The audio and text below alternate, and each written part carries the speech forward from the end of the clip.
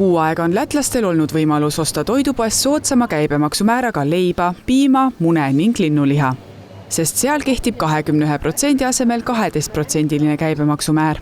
Kui nüüd vaadata Läti Keskstatistikaameti värskeid andmeid, siis on vähendatud käibemaksumäära kehtestamine täitnud enda eesmärki, sest tarbijahinnad on langenud.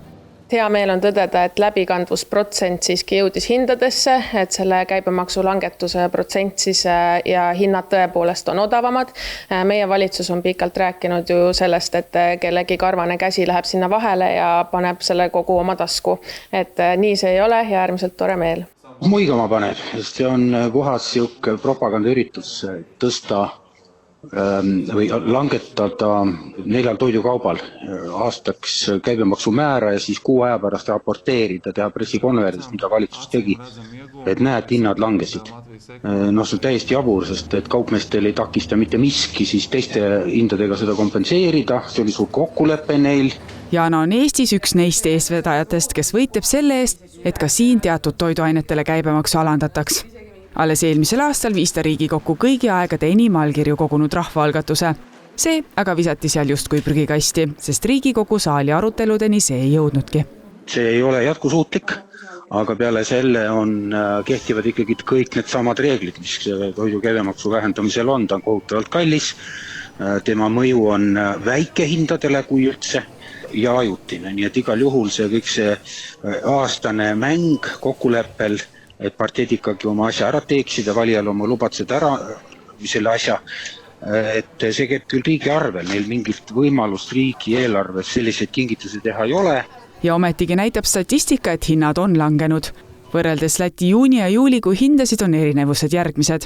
Piimahind on langenud 8,43%, linnuliha 7,88%, leib 7,74% ja munad 7,56%.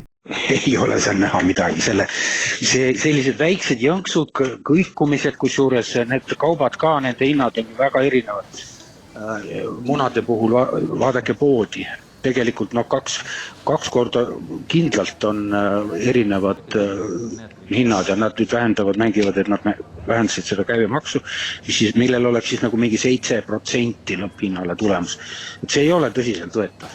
Läti Statistikaametini on hinnalangus jõudnud, kõik lätlased ise aga nii täpselt polegi hinnasilte võrrelnud. Kaut tāds ir dzirdēts, jā. Vai esat arī pamanījuši, ka tās cenas ir kļuvušas varbūt nedaudz zemākas? Ļoti minimāli kaut kā. Baigi neredz. Zinu, es neesmu īpaši tā iedziļinājies. Pie plaukta stāvot, neskatos uz augšu uz leju, zinu, ko man vajag. Jā, zinu, dzirdēju. Un vai esat arī pamanījusi, ka šie produkti ir kļuvuši lētāki? Protams, jā. Es redzu, ka ir lētāk. Lisaks hinnalangusele on Lätis kasvanud ka jaemüügi maht. Prognooside kohaselt on see 4% suurem kui eelmisel aastal. Samas märgivad kauplused, et veel on vara hinnata, kui palju tarbija ostukäitumine juba päriselt muutunud on. Ma usun, et see on ainult hea näide ja aina õõnestab tegelikult meie valitsuse usaldusväärtust selles suhtes, et kuna tõesti, et hinnad langesid, aga teisalt ka veel jaemüügi maht ka tõusis 4%, et see tähendab siiski ka, et majandusaktiivsus on tõusnud. Üheks kriitikapunktiks, miks Eestis käibemaksu langetada ei soovita, on olnud see, et kaupmehed nagu nii lõpuks hinda ei langeta. Lätis on seetõttu ka Tarbijakaitsekeskus aktiivselt jälginud toidukauplusi. Rikkumisi tuvastati, kuid vaid juulikuu alguses. Visu tirdzniecības ķēdēs, kur mēs esam bijuši, kur mēs esam vērojuši, skatījušies, patreiz ir pareizi pārnest šis PVN samazinājums. Ja gadījumā kaut kur nav vienmēr patērētāji laipni aicināti vērsties patērētāju tiesību aizsardzības centrā. Praegu kehtib Lätis leiva, piima, munade ja linnuliha puhul madalam käibemaksumäär kuni järgmise aasta juulini. Läti majandusministeerium loodab muuta selle püsivaks ja kaalub madalama maksumääraga hõlmatud toodete valiku laiendamist.